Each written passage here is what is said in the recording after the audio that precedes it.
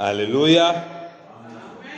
Alors là, vraiment, je pense qu'il n'y a que 2 personnes qui ont répondu. Hein. Alléluia.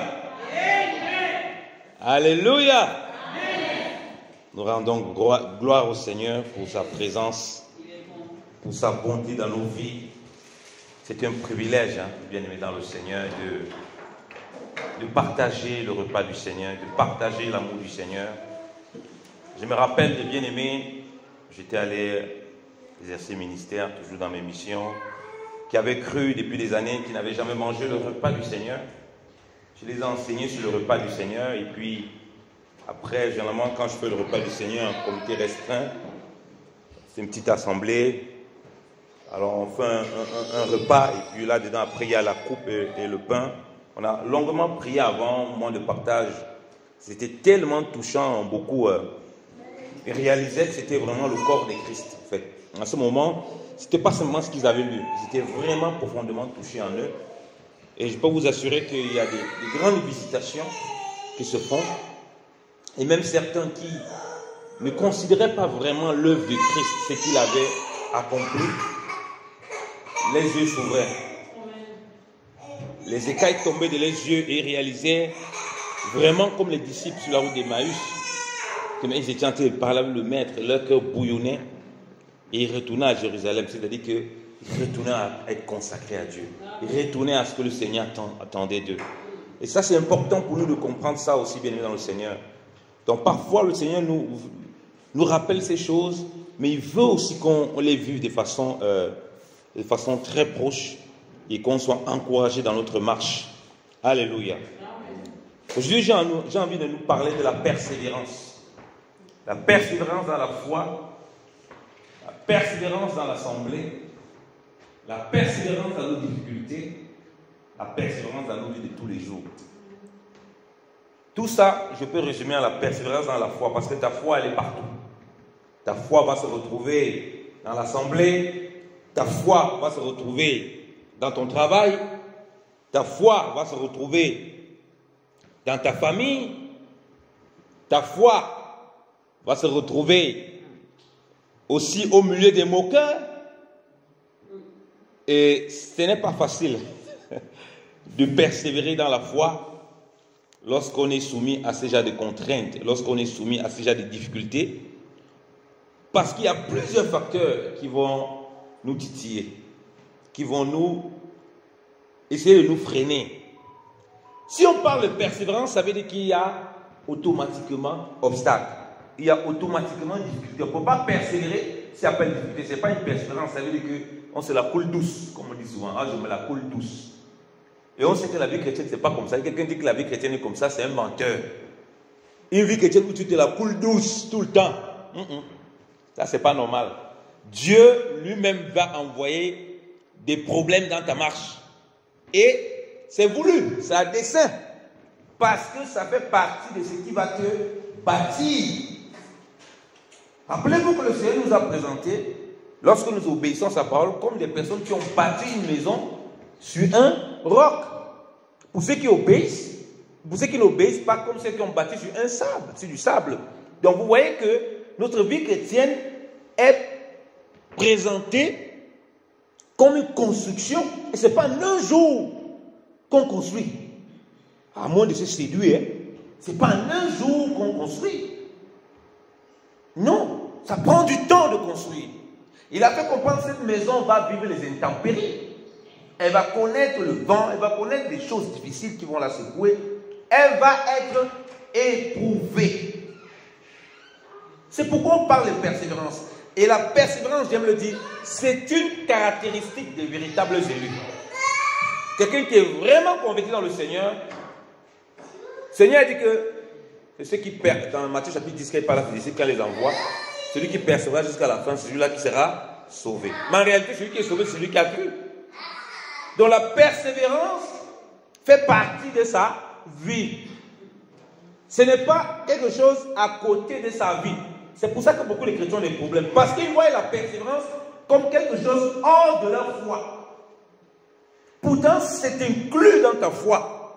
Tu ne peux pas avancer si tu n'as pas d'obstacle. Tu ne peux pas grandir dans ta foi si tu n'as pas de difficultés. Tu ne peux pas grandir dans ta foi si tu ne connais pas, tu ne pratiques pas l'exercice de la persévérance. Tu ne pourras pas. Et il y aura donc des contraintes et des obstacles autour de toi qui vont soit vouloir te décourager, soit vouloir te faire abandonner complètement. Nous-mêmes, nous le savons, dans notre vie de tous les jours, nous sommes confrontés à l'abandon permanemment. Qui ici n'a pas souvent, là son travail, j'ai envie de dire, il faut que j'arrête le travail là, comment ça suffit comme ça. Mais le lendemain, on le voit, tu es toujours quand même là. Ce n'est pas facile, hein. Pour abandonner, il faut vraiment que tu aies un vrai plan pour abandonner. Pourquoi? Parce que c'est dans la nature de l'homme comme ceci. Et moi, j'étais encore choqué quand je suis plus arrivé en Europe. Mais ici en Europe, les gens, pour tout et rien, ils abandonnent un truc et ils disparaissent, ils partent. Mais comment ils font ça? En Afrique, quand quelqu'un a trouvé quelque chose, parce qu'il a son mangement, il parvient à manger dans ça. Il n'y a pas social là-bas. Il n'y a pas chômage là-bas. S'il perd ça, il va faire comment? Donc quand il trouve son travail, son mangement, comme on dit chez nous, il cale là-bas. Même s'il y a quoi, il reste. On va seulement le chasser de force pour qu'il abandonne. Parce qu'il pense à sa femme, il pense à ses enfants, il pense à son lendemain. Et si tu prends ta vie en tant qu'enfant de Dieu et ta marche dans la foi, la persévérance, si tu réfléchis un seul instant, même seulement de cette façon, tu comprends pour toi qu'il n'était que bénéfique d'avancer. Alléluia. Je vous donne une figure. Les enfants d'Israël, lorsqu'ils sont sortis de l'Égypte, oh merci Saint-Esprit, bien aimé, c'était un chemin sans retour. S'ils n'avançaient pas, c'est Pharaon qui vient les attraper. S'ils restaient sur place, c'est Pharaon et les ennemis autour qui viennent les attraper. On va se moquer d'eux. Mais ils ont commencé, là, voilà, ils ont été en route. S'ils essaient de rentrer en Égypte, on va alors vraiment les finir. Donc, ils n'ont pas d'autre solution que d'avancer. Vous voyez que la persévérance, si tu la vois différemment, tu ne penses pas comme les autres. Tu ne vas pas commencer à regarder les circonstances que oui, mais regarde, il y a tel comme ceci, il y a tel. Non! Te voilà aujourd'hui. Tu as dit partout, tu as témoigné que moi je suis vraiment en Christ. J'ai abandonné les boîtes de nuit, les débauches, tout ça. Maintenant, ça devient difficile. Tu veux que peut-être avant là, c'était mieux, il faut que je retourne là-bas. Mais ça veut dire que tu dois penser aussi. Mais comment on va me voir là-bas? Si tu es vraiment un élu de Dieu, comment on va me regarder là-bas? Moi qui ai parlé de Christ qui délivre. Moi qui ai parlé de Christ qui sauve. Moi qui ai parlé de Christ qui guérit. On va dire, mais il t'avait donc guéri de quoi? Puisque tu es retourné à ton ancienne vie à cause des difficultés que tu as rencontrées. Nous avons déjà parlé ici de la bonne terre. On a vu que la bonne terre, contrairement aux autres terres, elle subissait toutes les intempéries, toutes les difficultés que les autres terres ont faibli. Quand les difficultés sont arrivées, la persécution, quelle persécution? Moi, je ne veux pas être persécuté, j'abandonne. Alors, nous parlons de persévérance, nous allons voir un cas pratique. Lisons le livre de Ruth, bien-aimé dans le Seigneur. Si quelqu'un dit qu'il n'a jamais eu à bien abandonner, il n'est pas honnête.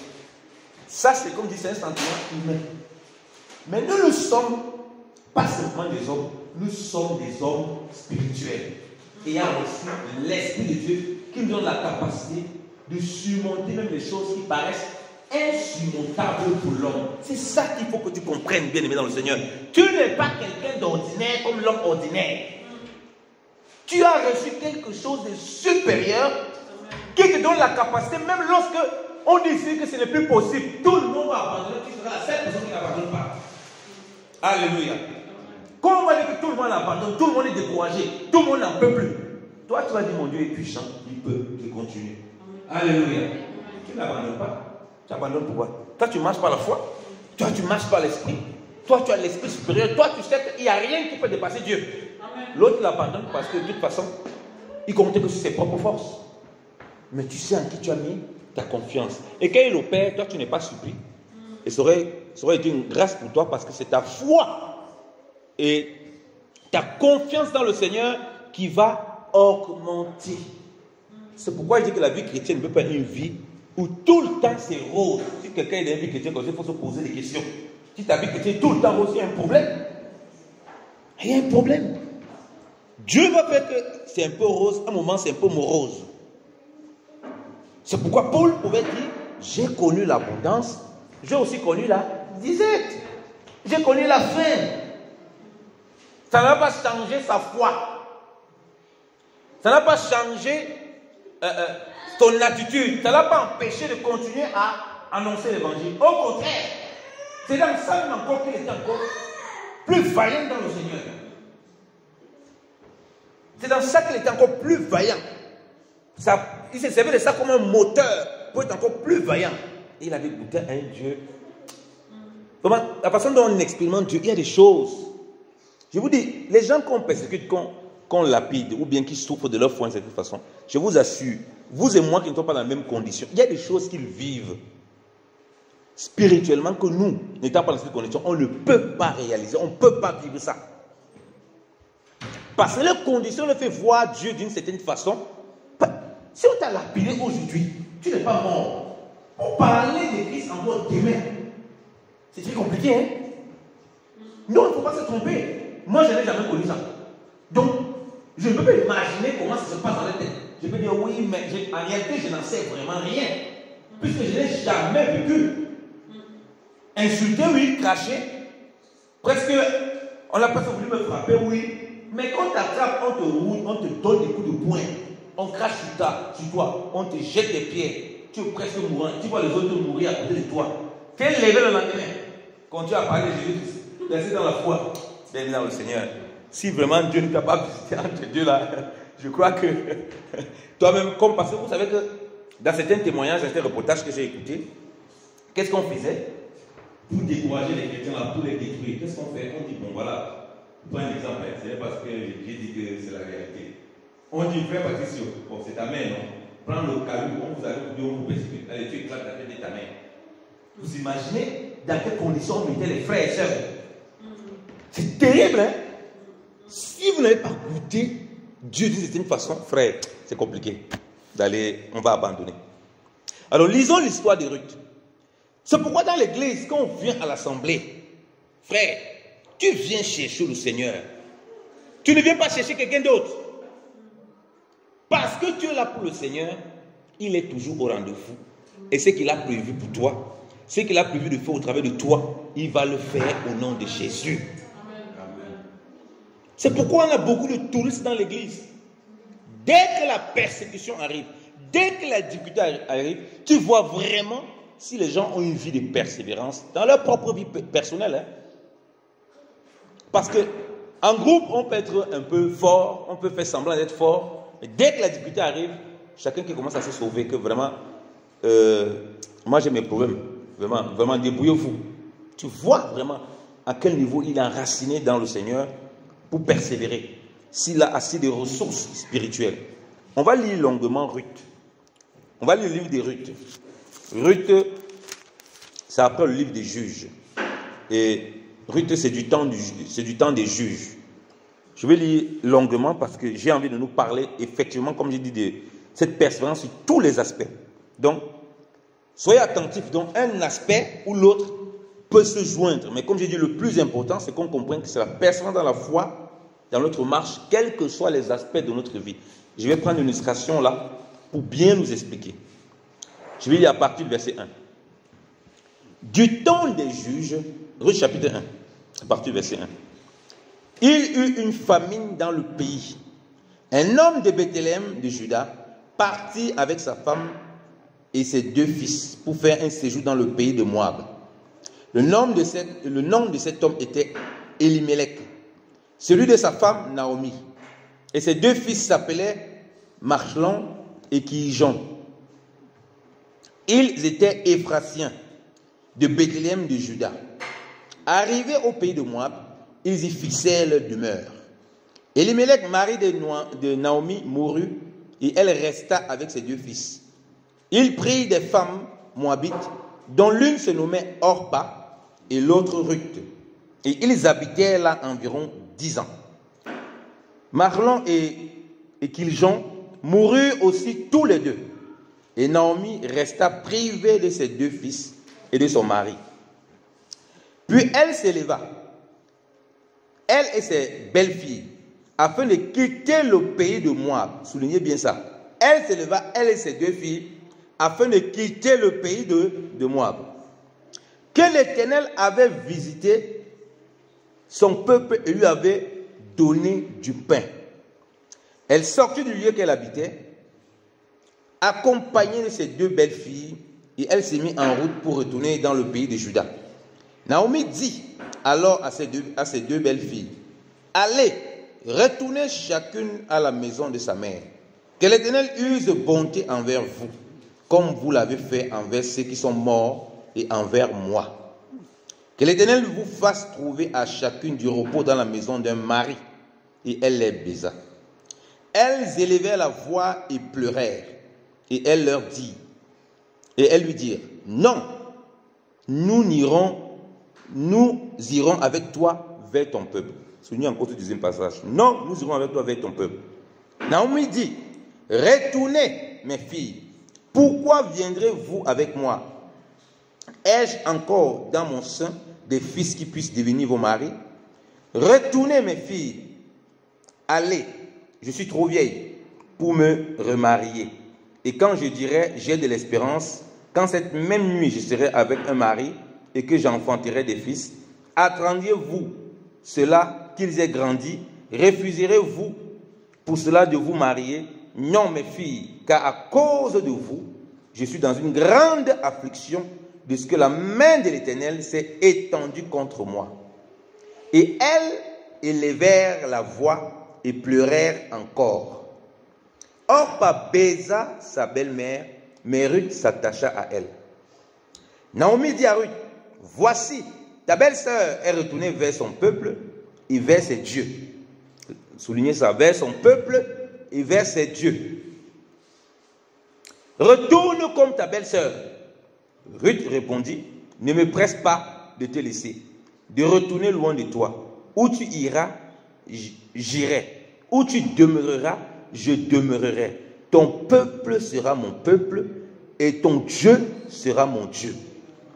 Où tu mourras, je mourrai et j'y serai enterré. Que l'Éternel me traite dans toute sa rigueur, si autre chose que la mort vienne à me séparer de toi. Naomi, la voyant décidée à aller avec elle, cessa ses insistances. Amen. Parole du Seigneur. Amen. Quel merveilleux texte de la parole de Dieu. Je vais expliquer plusieurs notions ici. Premièrement, la figure spirituelle que représente, qui est importante à comprendre avec ces Juifs, c'est par rapport aux Moabites. Vous savez, les Moabites sont reconnus comme, c'était vu comme les peuples qui ne doivent pas avoir part aux choses de l'Éternel. Un peu comme maudits. Donc, ils n'avaient rien à voir avec la nation d'Israël. Descendants de l'inceste entre Lot et sa fille. Donc, Dieu a permis qu'il y ait la famine. Parce que c'est Dieu qui organise toutes choses.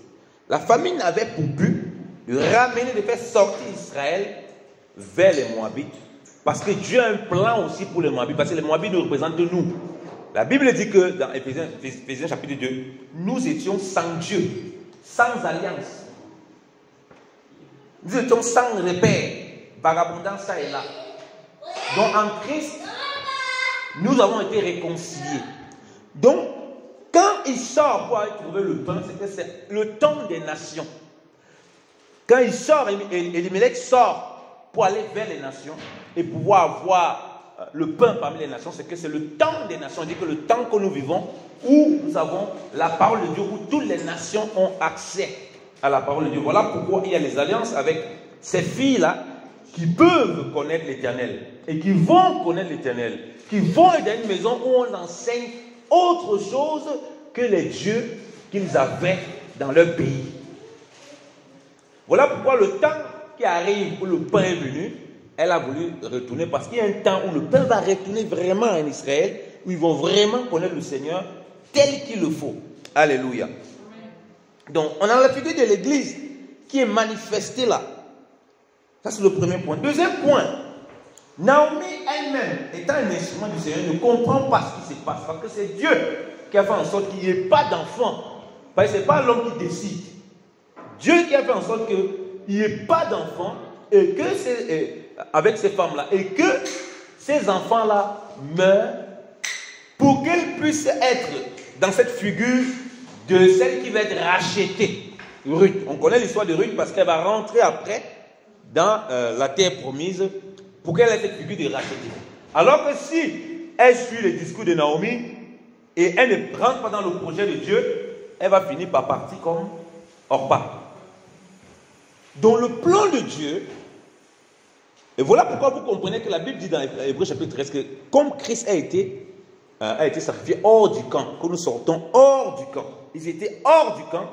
Quand les femmes sont mortes, mais quand les maris sont morts, autant pour moi, les femmes sont libres. Maintenant, libres de pouvoir vivre la nouvelle vie qui est dans le Seigneur. Alléluia.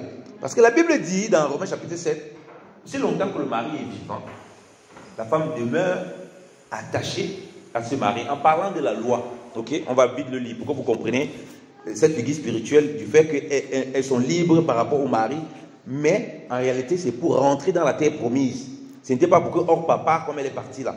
On va lire Romains chapitre 7 parce qu'elles sont maintenant libres du péché, ayant connu la loi par les enfants de Jean. Romains chapitre 7. Romains chapitre 7. Romains chapitre 7. Je vous lis ça vite. On va revenir sur notre texte pour parler de notre marche. Romains chapitre 7, je vais lire à partir du verset 1. Il est dit, ignorez-vous, frères, car je parle des gens qui connaissent la loi, que la loi exerce son pouvoir sur l'homme aussi longtemps qu'il vit. Ainsi, une femme mariée est liée par la loi à son mari tant qu'il est vivant. Mais si le mari meurt, elle est dégagée de la loi qui l'a liée à son mari. Si donc du vivant de son mari, elle devient la femme d'un autre, elle sera appelée adultère. Mais si le mari meurt, elle est affranchie de la loi. Comprenez bien la figure spirituelle, ça veut dire. Elle n'est pas simplement libre du mari, elle est affranchie de la loi. Pour vivre quoi? Pleinement la grâce.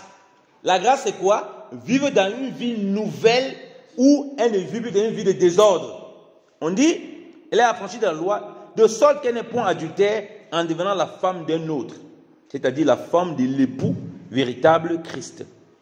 De même, on dit donc, mes frères, vous aussi, vous avez été par le corps de Christ mis à mort en ce qui concerne la loi, pour que vous apparteniez à un autre, à celui qui est ressuscité des morts, afin que nous portions des fruits pour Dieu. Amen. Donc vous voyez qu'on vous donne la similitude, on nous donne la similitude dans cette relation du mari et de la femme. Or, sauf que ici, ce qui est encore plus important avec Ruth. Pourquoi? Parce que Ruth est une étrangère. Donc, le mari, véritablement en mourant, il permet à la femme d'être libérée de la loi qu'elle vient de connaître, qu'elle a connue au travers de lui. Donc, c'est la mort de la loi pour qu'elle vive maintenant en nouveauté de vie. Qu'elle rentre dans la terre promise pour vivre en nouveauté de vie. Et ça là, c'est représenté donc par le fait que, vous voyez pourquoi Ruth dit, ton Dieu sera mon Dieu. Là où toi tu pars, c'est aussi là où moi je vais. Où tu vas demeurer, c'est aussi je vais demeurer. Parce qu'en réalité, elle est maintenant l'affranchie du Seigneur. Comme vous et moi, nous sommes l'affranchie du Seigneur, étant mort quant à la loi, c'est-à-dire la loi du péché. Et ça, parfois, on ne le comprend pas. Donc Naomi agit ne comprenant pas elle-même tous les desseins de Dieu. Mais Ruth, on voit qu'elle a saisi le plan de Dieu. Elle a compris la volonté du Seigneur. Voilà pourquoi elle peut s'opposer, malgré tout l'amour qu'elle a pour sa belle-mère, à ses paroles. Alléluia. Parce que ce n'est pas dans le projet de Dieu qui dit que non, vraiment, écoute. Or, qu'est-ce qui s'est passé? On a répété, laissez-moi, vraiment, je suis dans l'affliction à cause de vous. C'est vous qui m'avez créé ça. Or, pas dit, ok, comme tu dis que c'est à cause de nous qu'on a tous ces problèmes, que tu as tous les problèmes là, la baiser la belle-mère est partie. C'est comme ça les chrétiens dans l'église. Quand on dit maintenant il faut vivre la vie nouvelle, quand tu es mort à la croix, il faut persévérer. Parce qu'on a dit le mari son est mort, maintenant il faut vivre la vie nouvelle. C'est-à-dire que, comme on a dit, ce n'est plus l'homme qui était mort, comme on a dit, comprenez bien le sens spirituel, comme je suis en train de vous dire. C'est celui qui vivait sous la loi. Maintenant, toi et moi, on est délivrés de ça. On a compris qu'on n'est plus sous la loi. On doit vivre en nouveauté de vie. On doit persévérer pour rentrer dans la terre promise qui est la Jérusalem, pour nous, qui est la figure de la Jérusalem céleste. Et là, maintenant, il faut persévérer.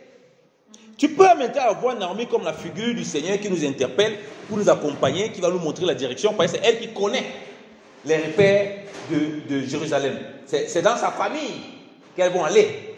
Le Seigneur dit qu'il nous réserve il a plusieurs demeures dans son Père, il va venir nous chercher. C'est lui qui connaît le chemin. C'est elle qui connaît le chemin. Tu peux voir la figure de l'esprit et tout ce que tu veux dans le Seigneur. Donc, là, il faut persévérer pour aller.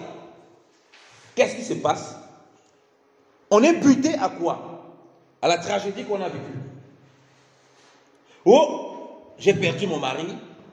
Oh, j'ai perdu mes enfants. Donc, toutes les difficultés qu'elles sont en train de rencontrer, Naomi rencontre, c'est ça qui devient maintenant, ce qui devient plus important que le plan de Dieu.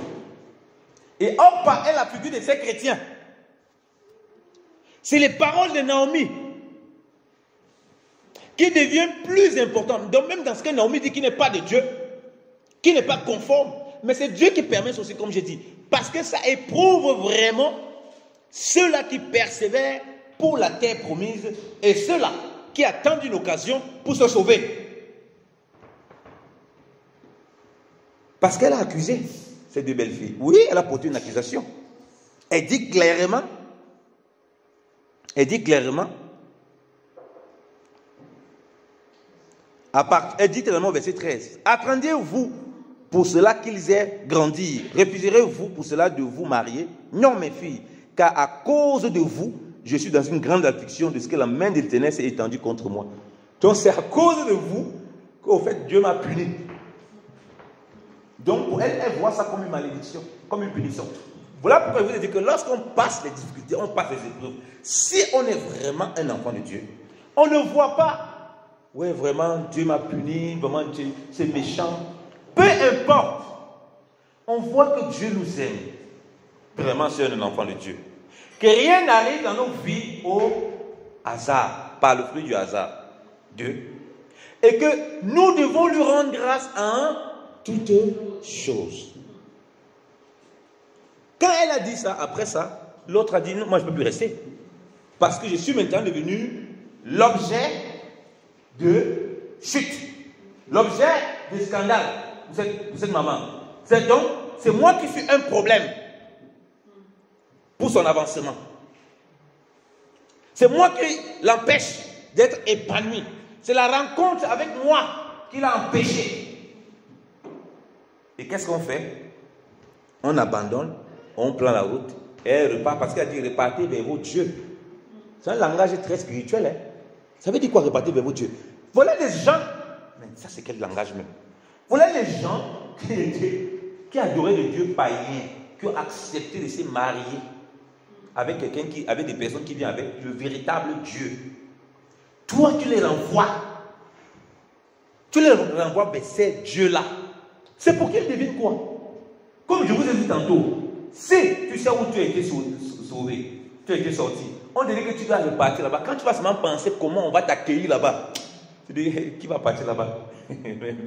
Moi, je n'ai pas plus là-bas. Moi, je m'approche. Parce qu'elle a dit non, retournez. Retournez vers vos dieux. Bien-aimés dans le Seigneur, retournez vers vos dieux. Mais ce n'est pas la volonté du Seigneur que nous retournons dans les dieux que nous avons abandonnés parce que nous vivons une difficulté. Et on parle de cette figure. Quand il y a la difficulté, qu'est-ce que tu regardes? Tu écoutes les paroles naomiques qui peuvent te rappeler comment c'est à cause de toi Et nous vivons parfois ça dans notre marche. Oh, c'est à cause de toi que comme si, c'est à cause de toi. C'est des paroles qu'on finit par être comme ah, c'est à cause de moi. Ok, bon, moi je prends alors ma route. Ce n'est pas comme ça bien dans le Seigneur. Nous ne devons ni être des Opa, ni être des Naomi par de tel langage dans cette vie spirituelle. Alléluia. Amen. Parce que Dieu ne met pas les gens autour de nous par hasard. Il connaît toutes choses, il a planifié toutes choses. Donc il y a les Opa. À moins de difficulté, ils abandonnent. Dès qu'on les pointe un peu du doigt, une petite critique, il y a une petite remarque. Oui, c'est à cause de toi que vraiment il y a telle chose. Une petite remarque. Bon, moi je quitte l'assemblée, c'est bon. Bon, moi, vraiment, pasteur, oublie-moi. Une petite remarque. On fait une petite remarque. Non, il abandonne. Et là qu'ils viennent, c'est en fonction des autres. C'est pas en fonction des autres. Ruth n'a pas regardé ce qu'on a fait. Ça, c'est son problème. Elle n'a même pas parlé d'elle. Alléluia. Chacun est là pour le projet de Dieu. Si toi, ton projet de Dieu, c'est retourner à des dieux païens que nous connaissons, toi et moi, on a vécu. Moi, ce n'est pas mon projet. Alléluia. Mon projet, c'est de servir le Dieu de mon mari que j'ai découvert. Parce que j'ai goûté ce Dieu. J'ai vu qu'il n'y a aucun lien entre ce Dieu-là et le Dieu de nos pères que nous avons servi. Je préfère m'attacher à cette dame parce qu'elle va me conduire à la source. Et je serai éternellement béni. Alléluia. Donc tu ne viens pas à l'assemblée, tu regardes. Quelqu'un veut faire comme Opa, laisse-le. S'il va aller servir ses dieux étrangers, qu'il a les yeux, ne regarde pas autour. Chacun sait ce qu'il vient chercher. Toi, tu as les yeux fixés vers la Jérusalem céleste et il y a un projet de Dieu pour toi. Alléluia. Donc si tu es un élu, tu vas parler comme Naomi, comme Ruth, autant pour moi. Non, moi je pars où? Moi je vais nulle part. Qui t'a dit que moi je vais nous te marier? Quel mari? En plus tu me donnes les maris ici. Naomi était tellement affligée qu'elle avait oublié même que dans la loi, il y a la loi du rachat. Dis que je vais encore accoucher des enfants. Non, Naomi, on ne demande pas d'accoucher des enfants. Le projet de Dieu, c'est qu'il doit prendre ces personnes-là qui viennent là, elles rentrent dans la terre promise, parce que c'était des personnes maudites qui doivent être maintenant bénies. Parce que ça représente le temps des nations. Nous qui ne connaissons rien, qui n'avaient pas d'alliance, qui devons maintenant rentrer dans l'alliance. Toi, tes histoires que tu vas encore accoucher des enfants, ça sert à quoi? Tu as oublié même que la loi. Tu as oublié même qu'il y a la loi du rachat. Tellement l'affliction te perturbe. Donc vous voyez que la persévérance entraîne aussi l'éclairage. Naomi qui voulait chasser, qui avait son projet de chasser, la persévérance de Ruth a changé complètement son regard. Alléluia. Je répète encore. Naomi était décidée. Elle a dit que c'est à cause de vous. Elle n'a pas dit, oh, pas, c'est toi. Hein. Vraiment, vous savez que les belles-mères parfois, elles font le classement parmi les belles filles. Non, j'aime telle belle fille, vraiment, elle est bien, vraiment. Mais l'autre, là, En tout cas, moi, je parle par expérience, hein, des choses que j'entends souvent. Donc, la maman, elle a classé les belles-mères, les belles filles. Mais Naomi n'est pas restée là. Naomi a tout mélangé. Que c'est à cause de vous là que moi, je suis dans les problèmes. Vraiment, il faut partir. Elle est chassée, partez. Moi, je suis à cause de vous. Je vais avoir ma paix. Je vais être tranquille. Mais celle qui persévérait dans les voies du Seigneur, celle qui avait compris que non, j'ai goûté un Dieu. Et je reste avec ce Dieu, et ce Dieu-là qui connaît mieux que moi. Je ne pars pas. La personne a amené Naomi a été éclairée. Maintenant, Naomi qui rentre dans la terre promise, elle rappelle que il y a une loi du rachat. Alléluia. Mais elle était voilée tout à l'heure. Mais si les deux avaient abandonné, l'autre n'avait pas persévéré, tout le projet aurait échoué. Parce que tu serais resté sur, oui, vraiment on l'a apprécié, vraiment, on a perdu des belles filles. Bien aimé dans le Seigneur. Je dis aussi pour vous avez des beaux parents, vous avez des belles filles. Nous devons donner des paroles de bénédiction sur les belles filles. Alléluia. Même quand on voit des défauts. On le voit parfois beaucoup dans le ministère. Moi, je le vois en tout cas dans les familles, dans le ministère. Ce n'est pas bien. Les belles mamans parfois créent beaucoup de problèmes dans les foyers. Beaucoup de problèmes. Tu as fait ta vie, tes enfants sont venus, tu venais, on t'a mis le chagrin. On t'a mis quel chagrin? Tu ne comprends pas le projet de Dieu. Bénis tes belles filles. Tu commences à aller bénir, dis que oui, allez vers votre Dieu. Mais on voit le vrai fond. C'est que tu n'es pas encore vraiment béni. Dans ton cœur, il y a un problème avec elle. Donc quand tu lui disais que non, vraiment, vous êtes libre là, au fait, tu voulais te débarrasser. Parce que si tu avais le cœur qui était attaché à Dieu, tu dis, mes filles, vous êtes attachés à nous, vous êtes attachés à notre Dieu, on a des règles. Comment ça se passe après lorsque les maris meurent? Que nous dit notre parole? Voilà comment tu devais aborder les choses. Mais non, tu n'abordes plus comme ça. Tu te souviens que le peuple est maintenant venu dans ta terre. Donc ça veut dire que tu penses qu'à ton intérêt égocentrique, égoïste. En ce moment, tu dis que je vais partir manger le pain là comment? Je n'ai pas envie d'avoir les accompagnateurs. En plus, ces personnes qui ne sont pas acceptées dans notre terre. Mieux, je me débarrasse avec elle avec un superfuge très délicat. Alors que tu caches ton amertume. Pourtant, Dieu a placé une grande bénédiction au travers de tout ce que tu vis, de tout ce que tu traverses. Tu ne comprends pas le projet de Dieu. Donc, Ruth a persévéré et elle a compris dans sa persévérance que Naomi faisait partie du projet de Dieu pour qu'elle accomplisse la mission du Seigneur. Et ça, c'est très important. Parce qu'on ne peut pas persévérer sans connaître qu'est-ce que le Seigneur attend de nous. De façon spécifique dans la mission du Seigneur. Et de façon générale en tant qu'enfant de Dieu, on doit persévérer parce que pour connaître les choses en détail, il faut déjà être plongé dans ce qui est général, c'est-à-dire la parole, la vie de prière, la communion fraternelle. C'est dans ça que Dieu va t'amener dans des détails.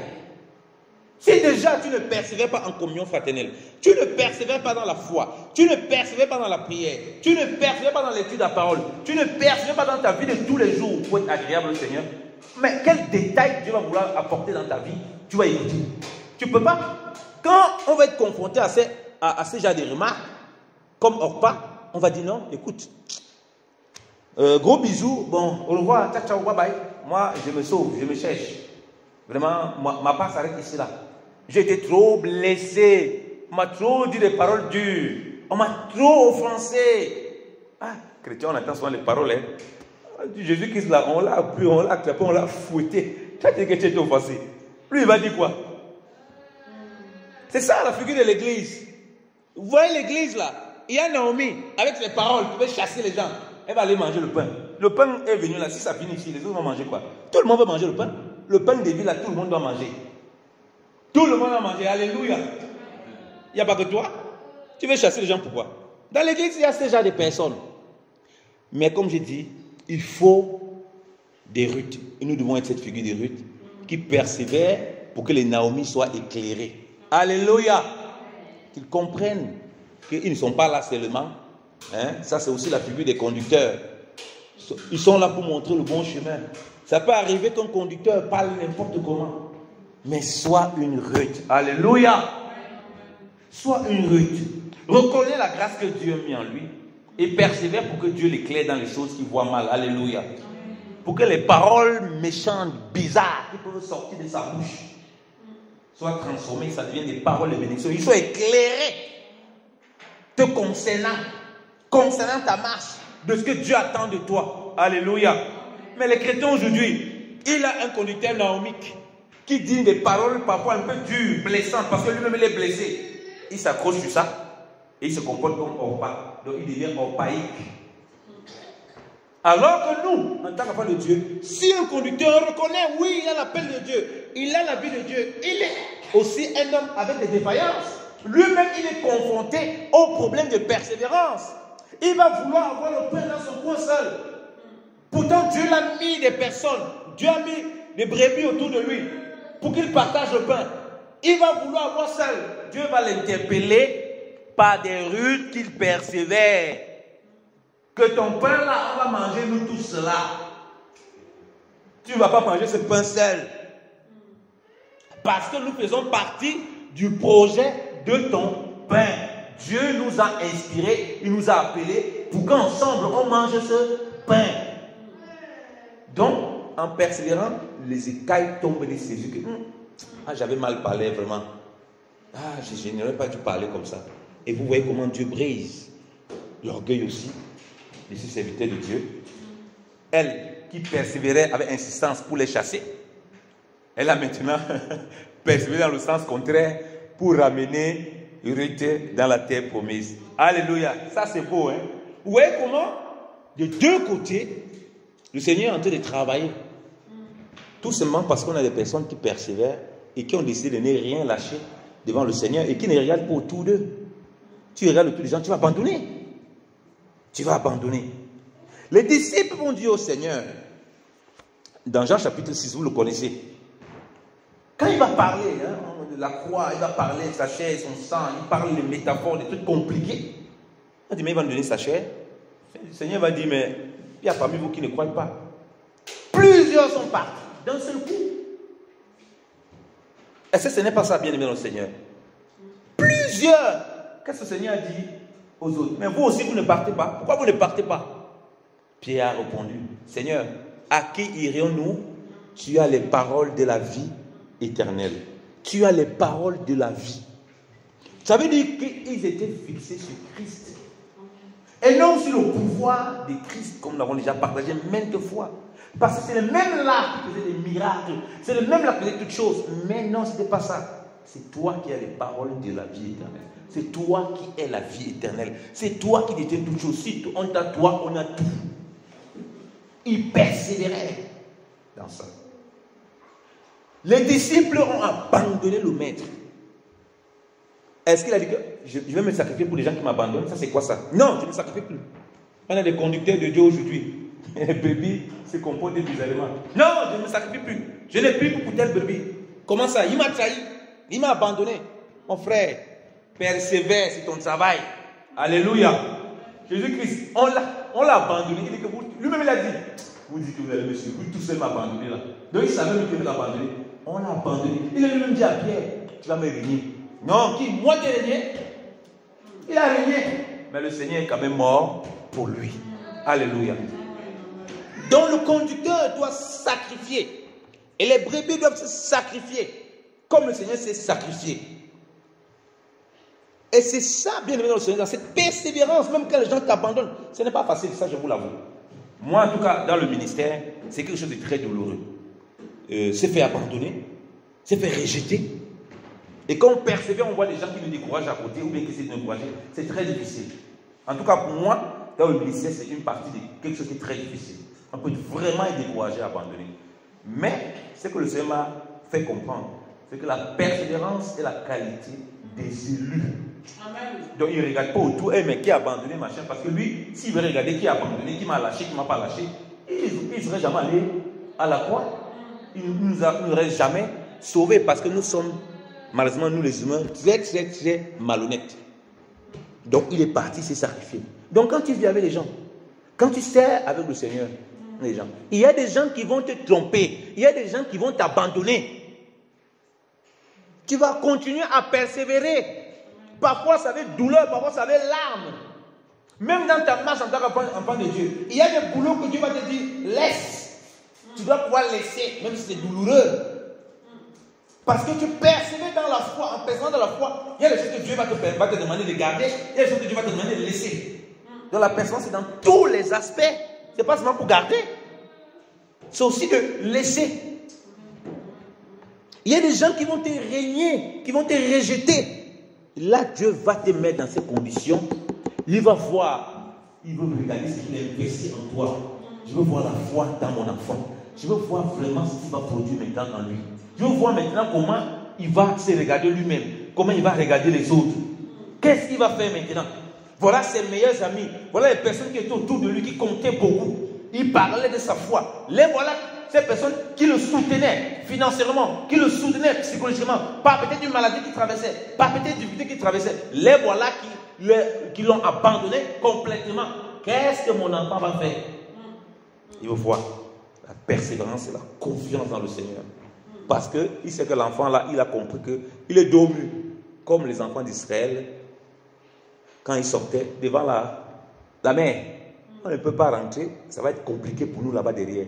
Et si on avance là, on va se noyer. Donc il faut avancer par la foi. Parce qu'en avançant par la foi, la mer va se séparer en deux. Alléluia! Je vais finir un passage. Regardez ce que Paul dit. Regardez. 2 Timothée chapitre 1, bien-aimé dans le Seigneur. Je vais finir par ça. 2 Timothée, chapitre 1, maman. 2 Timothée, chapitre 1.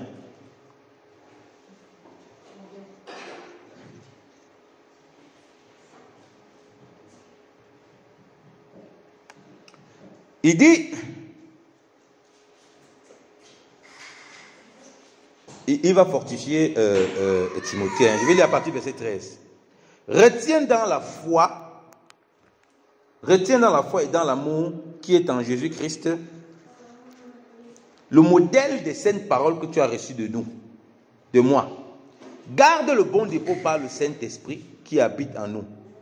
Tu sais que tous ceux qui sont en Asie m'ont abandonné, entre autres Phygèle et Hermogène. Tu sais que tous ceux qui sont en Asie, le grand apôtre Paul, point comme pas possible, il n'était pas une partie. Tous les frères l'ont abandonné. Mais c'est en prison qu'il écrit les lettres. C'est étant abandonné qu'il prêche l'évangile, qu'il continue à persévérer. Dans le ministère, on est toujours abandonné. On va se retrouver plusieurs fois abandonné. Dans notre marche en tant qu'enfant de Dieu, on va parfois se retrouver abandonné par beaucoup de choses. Mais c'est Dieu qui permet cela. Soit il retire les mauvaises personnes autour de nous, soit il nous permet nous-mêmes de nous examiner pendant ces moments-là, soit il a un travail spécifique qu'il veut faire avec nous. De toute façon, ce n'est que bénéfique pour nous.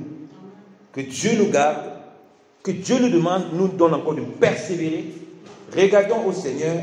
Nous ne soyons pas des orpaïstes, soyons des Ruth. Soyons des Ruth. Ne soyons pas des Naomi à dire des paroles bizarres. Soyons des Naomi à nous ressaisir et comprendre la voix du Seigneur et de persévérer dans ce que le Seigneur attend de nous. Que le Seigneur nous bénisse abondamment au nom de Jésus-Christ de Nazareth. Amen.